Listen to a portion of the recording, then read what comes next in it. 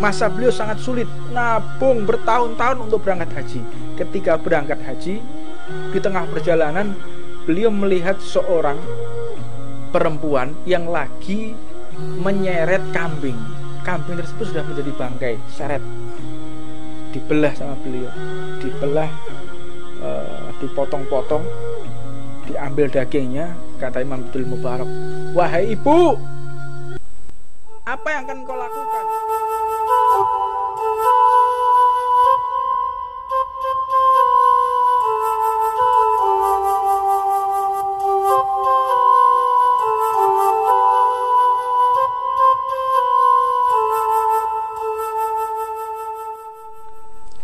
Famin ma'asil qalbi syaqu fillahi ta'ala wal amin makrillah.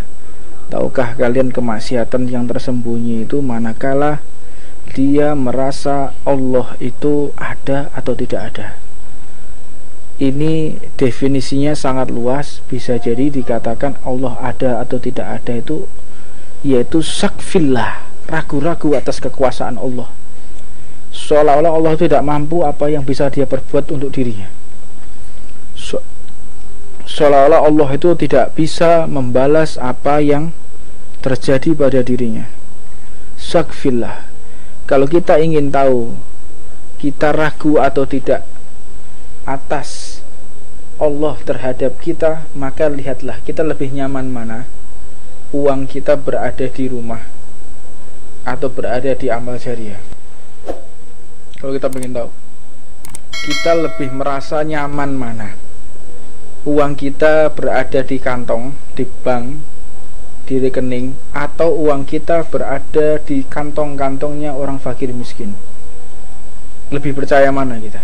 Sedangkan Allah menjanjikan kalau kita mau mengisi kantong-kantong orang yang tidak memiliki uang beli makanan, tidak mau mengisi orang-orang yang membutuhkan,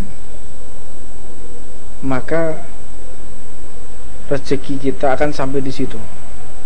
Namun jika kita mau memberi mereka yang tidak memiliki rezeki seperti kita, rezeki kita akan dilipat gandakan oleh Allah.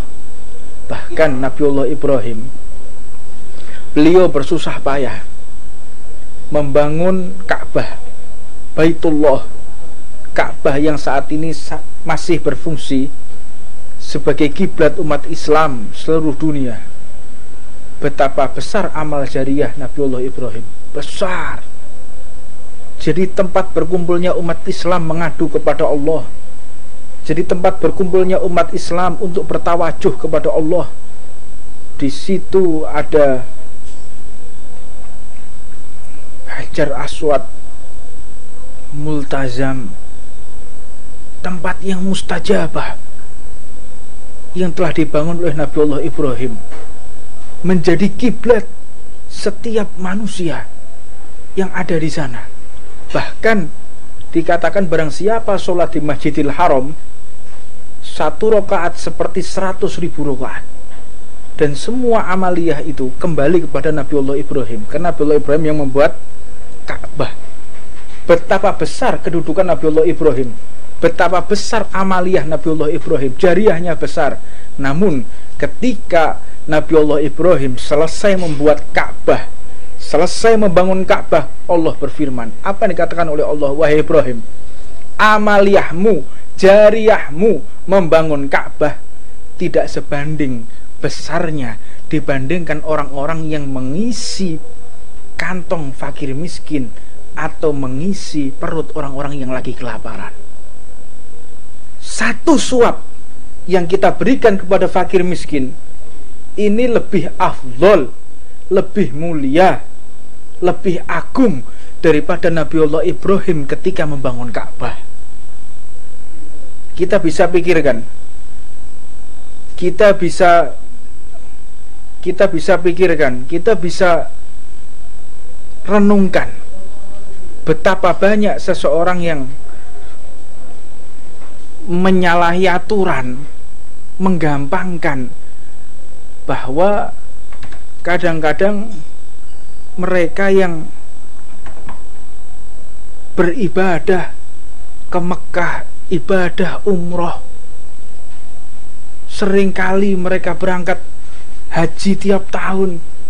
Seringkali mereka berangkat menuju Masjid Nabawi, ziarah ke makam Rasulullah. Ketahuilah, orang yang setiap tahun haji, yang setiap bulan umroh, tidak sebanding apabila harta yang kita keluarkan untuk berangkat haji dan umroh itu lebih afdol kita serahkan kepada fakir miskin yang dalam keadaan kelaparan.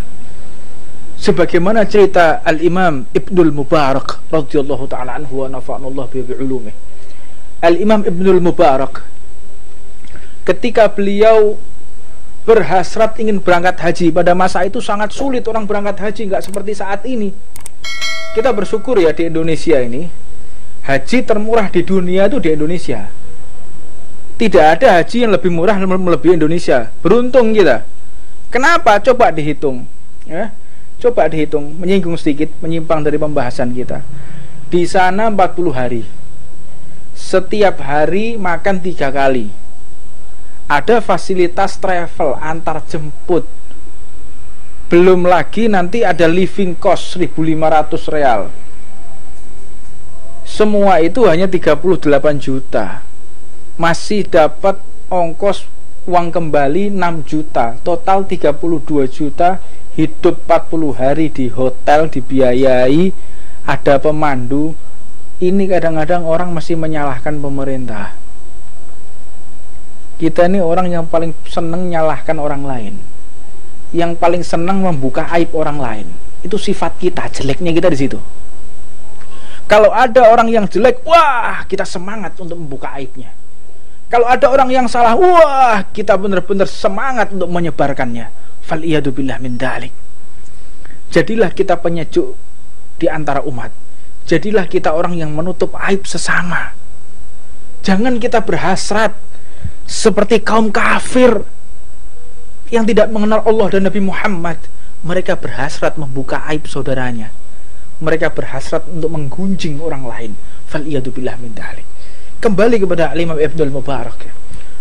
Masa beliau sangat sulit, nabung bertahun-tahun untuk berangkat haji. Ketika berangkat haji, di tengah perjalanan beliau melihat seorang perempuan yang lagi menyeret kambing. Kambing tersebut sudah menjadi bangkai, seret. Dibelah sama beliau, dibelah, dipotong-potong, diambil dagingnya. Kata Imam Abdul Mubarak, wahai ibu, apa yang akan kau lakukan? Diamlah engkau, wahai orang yang akan berangkat haji. Tidak usah tanya apa yang akan saya perbuat. Wahai ibu, saya bertanya kepadamu, apa yang kau tanyakan? Tentang apa yang kau lakukan. Aku tahu ini bangkai, aku tahu ini haram. Tapi haram untukmu, tapi halal bagiku.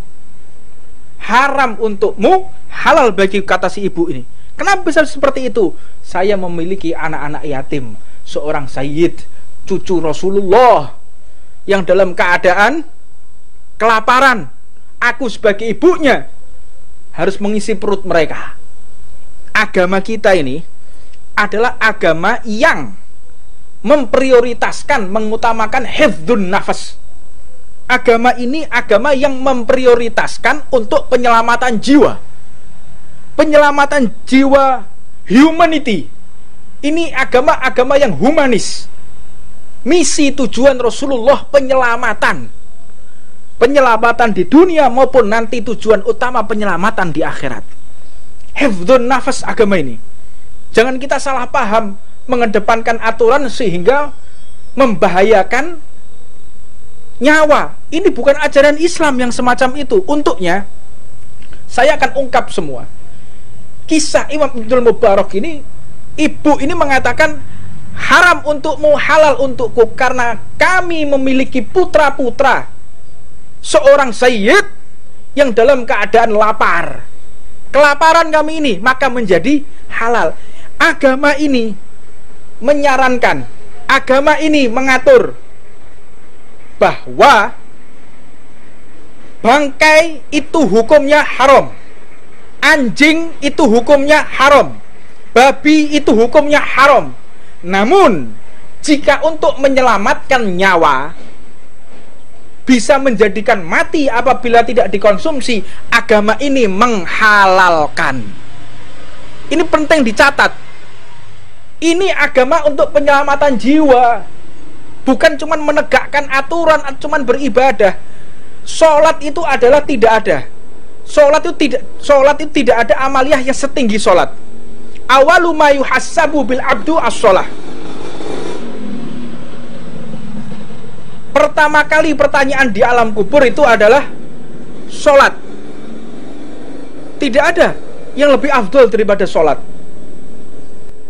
Maka sholat ini benar-benar tidak boleh dibatalkan dengan alasan apapun kecuali penyelamatan jiwa. Allahu Akbar. Apakah ada yang lebih tinggi dari Allah? Tidak ada. Kita menghadap Allah. Apakah ada yang memiliki posisi setinggi Allah? Tidak ada. Apakah ada zat yang lebih afdal dari Allah? Tidak ada. Apakah ada zat yang harus dihormati melebihi Allah? Tidak ada. Allah yang wajib dihormati. Allah yang harus nomor satu di hati kita. Namun jika kita sholat menghadap kepada Allah, kita melihat ada orang yang lagi tenggelam, sholat kita menjadi haram apabila tidak dibatalkan. Harus menyelamatkan orang lain.